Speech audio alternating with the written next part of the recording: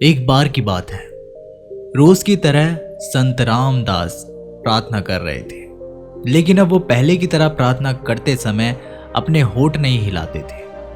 उनका एक शिष्य ये रोज देखा करता था कि संत रामदास प्रार्थना तो कर रहे हैं, पर अब उनके होठ नहीं हिलते। शिष्य इसके पीछे की वजह जानने के लिए उत्सुक हो गया।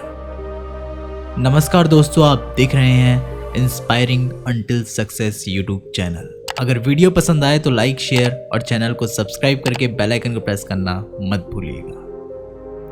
अपनी इस उत्सुकता के साथ शिष्य एक दिन संत रामदास के पास गया और बोला, गुरुजी, हम प्रार्थना करते हैं तो हमारे होठ हिलते हैं, लेकिन जब आप करते हैं तो नहीं हिलते।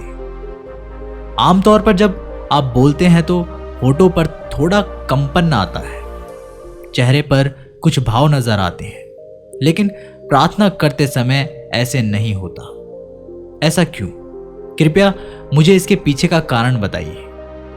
संत रामदास ने कहा, एक बार जब मैं राज्य की राजधानी से गुजर रहा था तो मैंने देखा कि महल के द्वार पर राजा अपने सैनिकों के साथ खड़े थे और उनके सामने एक भिखारी था। भिखारी की हालत बहुत ही ज्यादा खराब थी।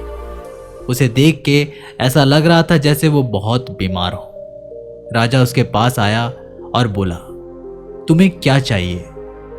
भिखारी ने अपनी कमजोर आवाज में कहा, राजन, मुझे क्षमा करे, मैं इतनी देर से आपके द्वार पर सहायता की आस पर खड़ा हूं, लेकिन मेरा हाल देख के आप नहीं समझ पाए तो मुझे नहीं लगता कि आपको बताने की जरूरत है।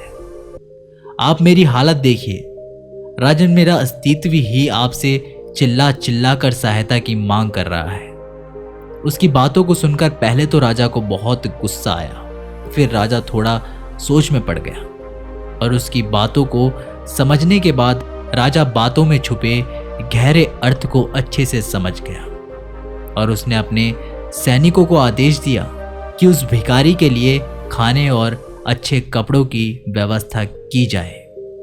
फिर संत रामदास ने उस शिष्य से कहा, मैंने इस घटना से यह सबक सीखा कि उस राजा की तरह ईश्वर भी हमारे हाल को देखकर सब समझ जाते हैं कि हम परेशान हैं, हमें क्या चाहिए और हमें क्या तकलीफ है और हम क्या पाना चाहते हैं। इसलिए मैंने उस दिन से बोल बोल कर प्रार्थना करना बंद कर दिया है।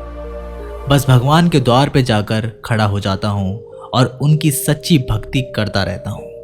मन ही मन उन्हें अपनी तकलीफ और मैं क्या पाना चाहता हूँ सब बताता हूँ। गुरु की ये बात सुनकर शिष्य के मन में एक और सवाल उठ गया और उसने गुरु से उत्साहित होकर पूछा, हे गुरुवर, एक बात बताइए, प्रार्थना का उद्देश्य क्या होना चाहिए?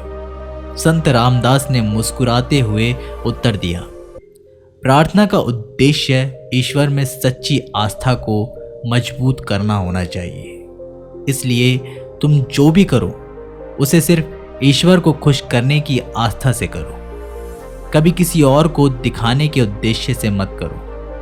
अपनी प्रार्थना को अपने और ईश्वर के बीच में ही रखो, किसी को मत बताओ।